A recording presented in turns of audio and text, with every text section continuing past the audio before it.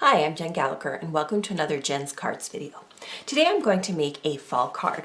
We're going to start with an A2 folded base, and this is 5.5 tall by 4.25 wide. And I have pre-cut some pattern paper from the Hello Fall collection from Carta paper to go on the front. And this particular pattern paper, which has little dots in it, inspired the colors for this fall card.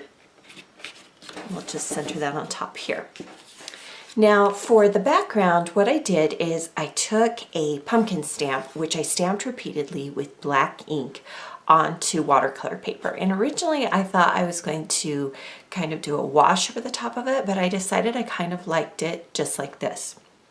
So I'm going to attach it right in the center, and I've cut it down so it is slightly smaller.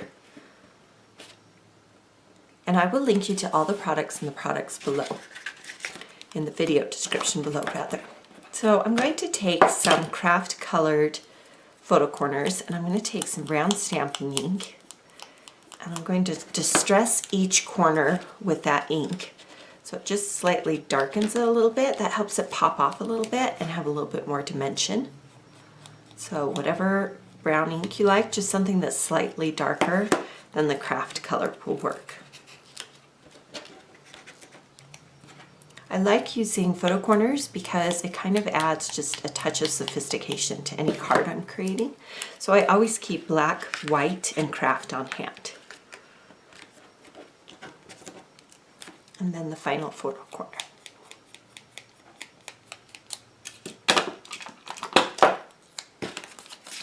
So once you have the photo corners on, you can start building the card. We're going to start with a die cut that's actually designed for Christmas. And this is from a Christmas wreath. And I was looking at it and I thought, oh my goodness, what if I used it in a fall card? So I just cut it out of dark brown cardstock that is about the same color as the color of the pattern paper. And we're going to have a brown wreath rather than a Christmas green leaf. Then, to add some texture, I'm going to take another Christmas leaf. This is a pine needle branch, and it just has really long, thin pine needles, which looks great against the more broad leaf here. So just add a little bit of adhesive. You could use a glue gun, or rather a glue pen if you prefer. What I'm going to do is I'm going to build a cluster of different leaves and textures on the right side of the card, so it's going to be a little bit off-centered. Then I've die cut 2 leaves, and I'm going to, with my fingers, just fold them in half to create some texture. I'm going to pull off the little stem because we're not going to need that. Or you can leave the stem on, it's up to you. I'm just pulling mine off. So I'll fold it in half, and then we'll bring in that brown ink again. And you can do this with stamping ink, you could do this with paint, you could do this with chalk, whatever you have on hand, but just slightly darken that corner, or rather the edges, and then fold it over and ink that folded edge too on both of the leaves. Just shows up a little bit more when you put it on page. It's the little details like this that make the card just a little bit more special and look a little bit more layered. Now for these, I'm going to use some glue dots to attach them. And I usually only attach them at the bottom of the leaf so that it kind of sticks up on the page, or rather the card.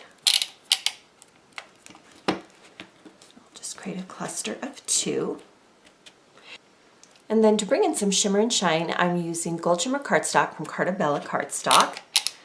And I'm just going to add a few glue dots behind some of these leaves. Again, you could use a glue pen if you want it to fully stick on your page, but I kind of like how it looks when some of the leaves are actually a little bit loose. Now, I used this particular stamp set. This is called the Fall Memories stamp set, and I used this large pumpkin, and then I used the coordinating die, which has this pumpkin shape, to die cut this out of Neenah cardstock. And then I used the following colors to color it with Copic markers. And I also use some browns as well, which I will link you in the video description below. But basically I started with the lightest color and then slowly started to bring those darker colors in to give it a little bit of shimmer and shine. And we're going to pop dot this on the front of our card. So just enough pop dots to make it stand up. So again, the colors all come together from the background card piece as well as the colors that I used in the leaves. They all kind of start to mesh together. Then for the sentiment, I'm actually going to use a sticker from this same collection, the Hello Fall collection. And I like that it brings in a little bit of red. And you can see that I fussy cut it right from the sticker backing because that allowed me to kind of figure out placement before I put it on my card and then didn't like the placement. So I usually fussy cut it right from the sticker backing, leave it all intact, get the placement right, and then come back when I'm ready to finish my card and remove that backing.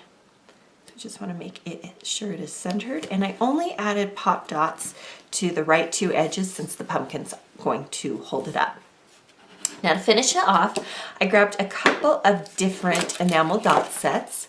Now this is the set that coordinates with the collection, and so I'm going to bring in some more of that red, just to add some red berries in a cluster here. And I think I'll add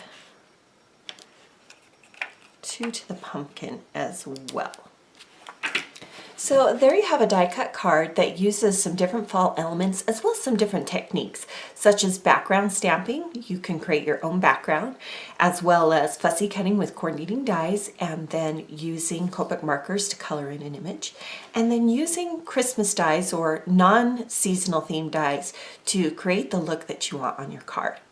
So be sure to subscribe to my YouTube channel so you don't miss out on any of my Jen's Cards videos.